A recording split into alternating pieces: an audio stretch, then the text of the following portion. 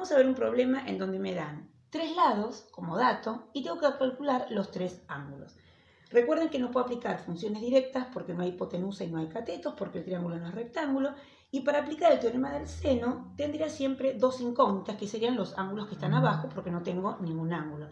Por eso que tenemos que aplicar el teorema del coseno, que la fórmula me sirve para calcular cualquiera de los ángulos o lados. ¿Qué es importante cómo armarla? Si yo quiero calcular el ángulo A, al final aparece una sola vez el ángulo y va atrás de todo. Pero ¿cómo armo esto? Que es lo importante que sepan cómo armarlo. Si yo quiero calcular el ángulo A, el lado que se coloca al principio de la fórmula es el opuesto. En este caso, ¿quién es el opuesto de A? BC. Entonces acá tengo que colocar BC al cuadrado. Después aparecen otros dos lados. ¿Cuáles son los otros dos? En el orden que yo quiera. ¿Quién me quedó? AB y me quedó AC. El orden no importa. Menos va acá, siempre menos. El doble, eso está por fórmula. Y los lados que se colocan acá son estos dos que puse acá. Es decir, AB sin colocar al cuadrado. Y ahí me queda. O sea, ¿qué es lo importante de esto y fundamental? Que este lado que se coloca acá tiene que ser el opuesto del ángulo que yo coloqué ahí. Y después se usan los otros dos lados. Vamos a calcular el ángulo A. Vamos a poner los datos acá porque es más fácil. Este es 10 metros, BC es 12 metros y AC 9 metros. Entonces, yo quiero calcular A. ¿Quién tiene que empezar en mi fórmula? 12. 12 metros. No hace falta que pongan los metros ahora, pero sí al final. AB, ¿quién es AB? 10 al cuadrado, más AC, que es 9 al cuadrado, menos 2 por 10 por 9. Fíjense que estos son los lados que se usan acá, por el coseno de A. La incógnita está acá, entonces tengo que tener mucho cuidado en este despeje. Separamos en términos, tengo 3 términos, ¿sí? Entonces, ¿qué pasamos? No calculamos nada.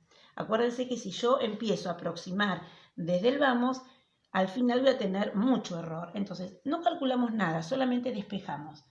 12 al cuadrado menos 10 al cuadrado menos 9 al cuadrado. Pero todo esto que está acá está multiplicando al coseno. Fíjense que estos eran términos, por eso los pasé restando.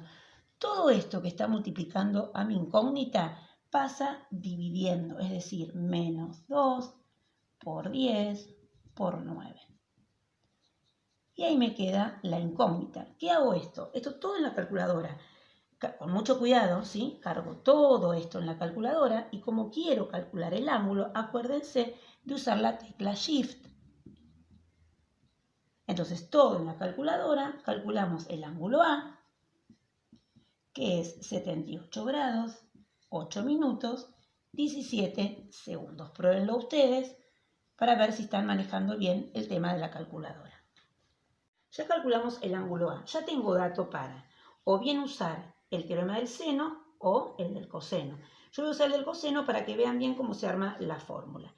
Entonces, yo quiero calcular el ángulo B. Al final, ¿qué tengo que poner? Coseno de B. Es mucho más fácil armarlo así. ¿Quién tiene que estar de entrada? El lado que se le opone al ángulo B, es decir, AC, que sería 9 metros al cuadrado. Y después aparecen los otros dos. 10 al cuadrado más 12 al cuadrado menos 2 por 10 por 12 por el coseno de B. Fíjense que los que están acá son estos que puse acá, pero sin el cuadrado. Ahora despejamos con mucho cuidado.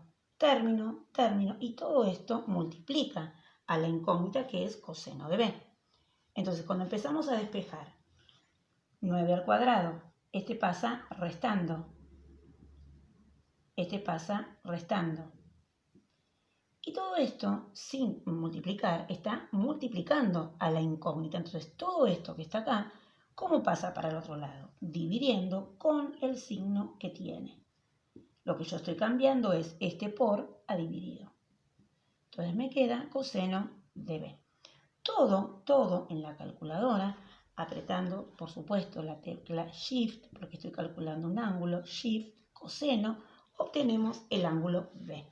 Yo les pongo la respuesta y ustedes chequen con su calculadora. Este da 47 grados, 13 minutos, 17 segundos. Ya tengo B. Para calcular C hay muchas opciones. Puedo volver a aplicar el teorema del coseno, por supuesto acá poniendo coseno de B, sumando los 3 y verificar que me dé 180. Puedo aplicar también el teorema del seno o bien aplicar la suma de los ángulos interiores, es decir, el único que me falta es C.